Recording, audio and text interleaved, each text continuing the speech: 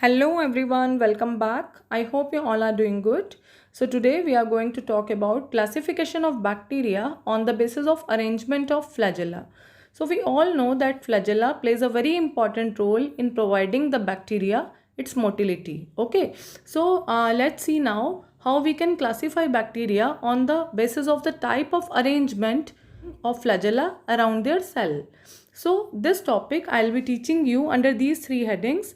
Firstly, we will be talking about types of bacteria. Secondly, we will be talking about what kind of arrangement those bacteria are having of flagella. And thirdly, we will be talking about the example. So firstly, make it clear there are a total of 5 types of bacteria, or we can say 5 types of arrangement of flagella around bacterial cells. Accordingly, we are going to classify bacteria into 5 types. So the first type I am going to tell you here is monotrichous, right? So monotrichous, as you can see in the picture, a polar flagellum is present at the end of bacterial cell. Okay, so you can see just on one end flagellum is present.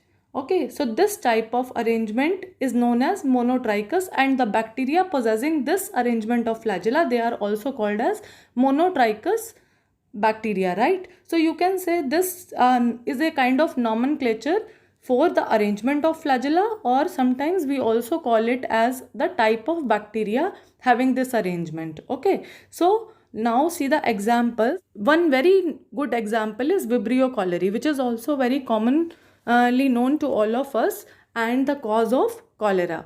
And second example is Pseudomonas aeruginosa.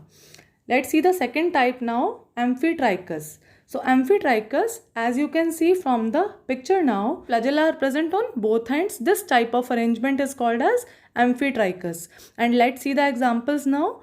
Aquaspirillum serpens, and secondly Campylobacter jejuni. Let's see the third type now, Lophotrichus. So Lophotrichus type of bacteria, or in this type of arrangement, how flagella are present around the cell, you can see here a tuft of flagella, or we can say cluster of flagella is present at one end, or in another picture for the same type you can also see it. This type of group, cluster of flagella or tuft, can also be present on both ends, right? Then we use the term Lophotrichus. Let's see the examples now, Pseudomonas fluorescens and spirillum. Let's see now fourth type.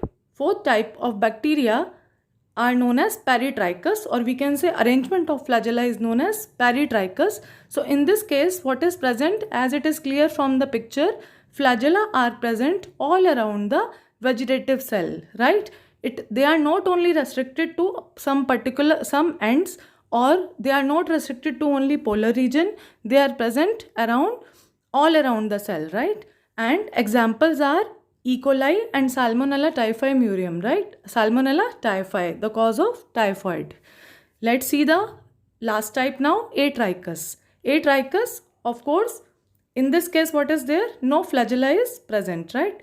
So let's see the examples now. Lactobacillus, of course, it's coming under the group of lactic acid bacteria. So you should know here that all kind of lactic acid bacteria, they are not actually Atrichus. But we can say why we have written the name of Lactobacillus here under Atrichus category, because mostly lactobacilli or lactic acid bacteria, they are having this nature. They are actually not possessing any flagella, but still some species are there of lactic acid bacteria, but that is too rare, right? That's why lactobacilli are very good example of Atrichus type. Let's see the second example now, Pasteurella species.